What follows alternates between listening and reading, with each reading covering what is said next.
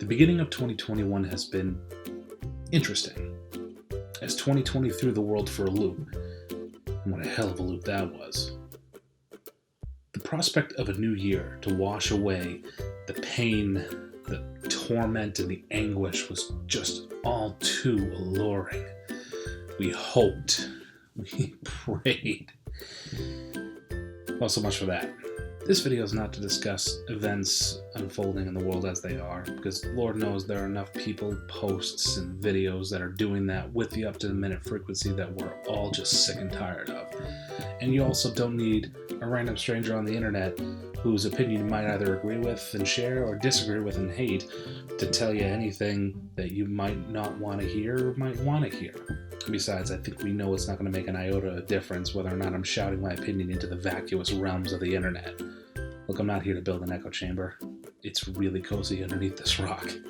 But, in light of the events going on in the world, I did have an idea of how I wanted to have a little bit of fun going into 2021, while simultaneously exploring a notion that I've been sort of mulling over in my mind for the past year.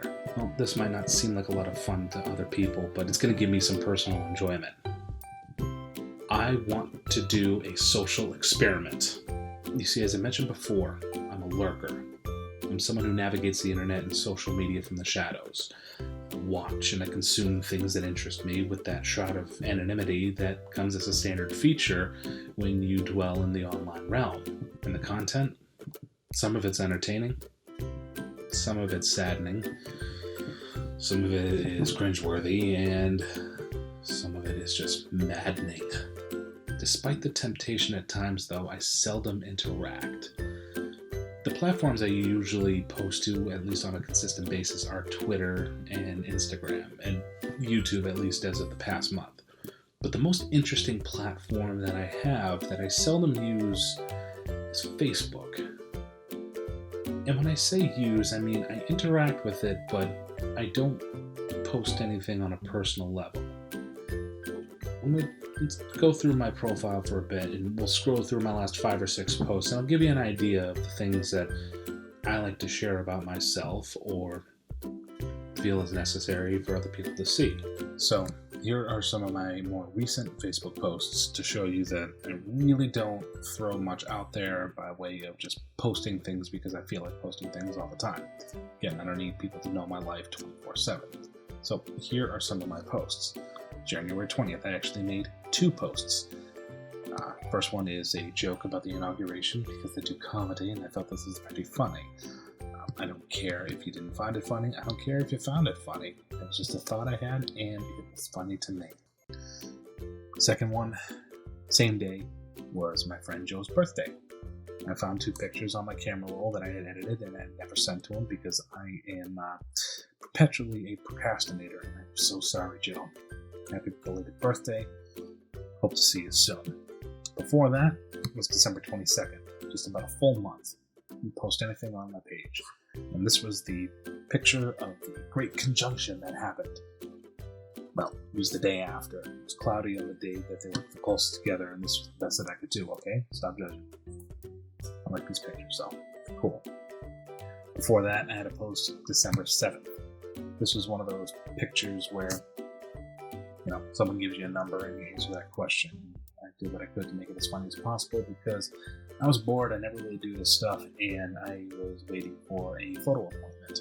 And then before that was towards the last week in November, where I took my headshot and posted it and made it my profile picture. Very handsome, huh?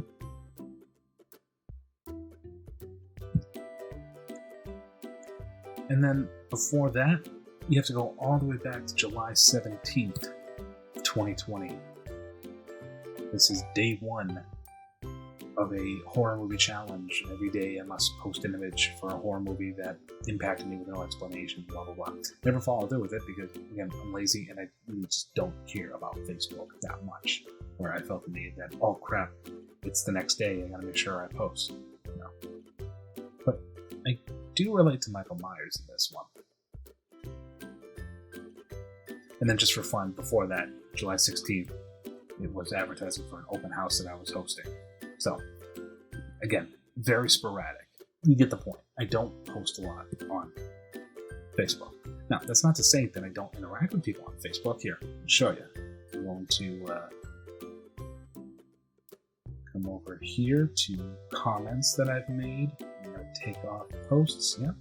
Save my changes. And I'll show you. I interact with people on a pretty consistent basis. January 21st, January 20th, I had a few comments. 5 there, 19th, 15th, 10th, 5th. You get the picture. I comment more with people, and I talk with people more on here than I do just like, hey, here's something interesting about my life, because I don't really like talking about myself. It's not something that's like front and center on my mind. I mean, look, I don't even have a damn cover photo. Everybody else has got a cover photo. I don't have one. Because I don't like making it about me. I don't like talking about myself unless it's to promote, a comedy show or some music or business or a project that I'm working on. Side note, speaking of self-promotion, be sure to check back on this channel or follow me on Facebook, Twitter, Instagram, all that stuff, for this feature-length film that I'm going to be a part of called Indescribable Urgencies. It starts filming later this year. I'm super excited for it. It's a horror film, which is my favorite genre, and it has elements of noir, which is awesome. I play a character called Billy Hyde. I can't really say too much right now, but when I do have more updates, I'll be able to sort of fill everybody in on what's going on and current production status. But check out the links that I'm going to leave in the description below to give us a follow and build some hype for this movie, because it's my foray into the horror genre, and I couldn't be more excited for it. So back to the original video. I don't necessarily like posting things about my life or, just opening myself up to the rest of the world. And that sort of leads me to why I want to do this experiment.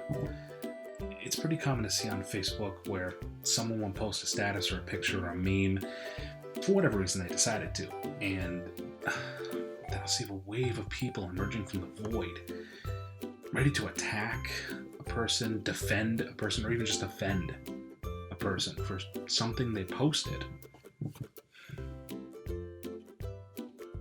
And more often than not, it's because people have opposing viewpoints. I mean, sometimes it's entertaining. Sometimes it's pretty sad. Sometimes it's cringeworthy, and sometimes it's maddening. That's a callback, by the way. Regardless, debates and arguments are had, people's feelings are hurt, and we all walk away the worse for wear. Even if we don't participate, even if we're just sitting on the sidelines and watching the carnage unfold. More often than not, I see friendships get strained.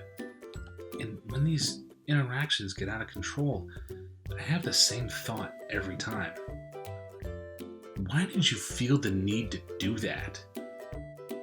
Why did you get involved? Why did you decide that someone needed to know your opinion, or that someone needed to learn something today? Side note, this thought is geared more towards people that decide to push things too far, and not for those that, have a civil discussion and generally respect people's feelings. Civil discourse is something we are sorely lacking in the 21st century, and I hope that we can rediscover it someday. And then I got to thinking, can I draw the same sort of reaction out of people by making an intentionally vague post?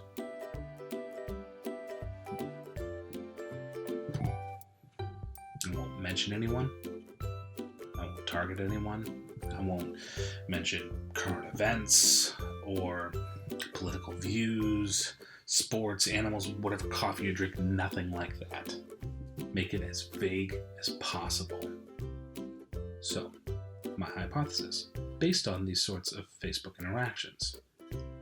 If I post a vague status in which a person can interpret to be a personal attack on something that they believe in or against them, even though it is not clearly identified as so, then that person will feel the need to tell me off, because they are making it all about them.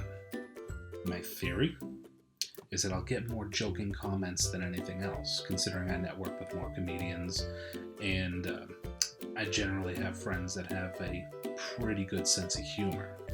However, I do have friends that span the entire spectrum of belief systems, so there might be a chance that I get told off. My hope is that nobody takes it personal. And in order to keep fairness in this experiment, it does not matter who it is. Anybody who makes a comment or messages me saying that somehow my status was a direct shot at them, they will be given the same stock answer.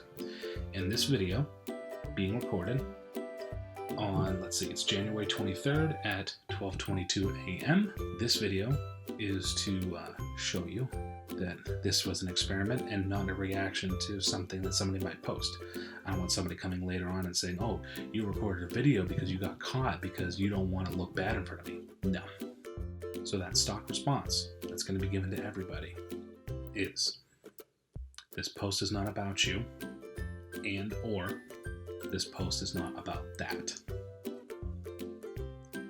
Because this isn't about anything. Hopefully enough time passes where I can link people this video that happen to get offended and see that this was all just an experiment and not a personal attack on them. I also kind of want to keep an eye on my friend count too, to see if that goes down over time, because some people like to take the coward's route and don't want to have some discussion or maybe have an uncomfortable conversation. You know who you are. So here's the status that I'm going to post on Facebook and see the reaction that I get. Look, just admit that you were wrong. It's okay to be wrong, but you're really starting to look like a fool. So why this status? Because people hate being wrong. It hurts our feelings.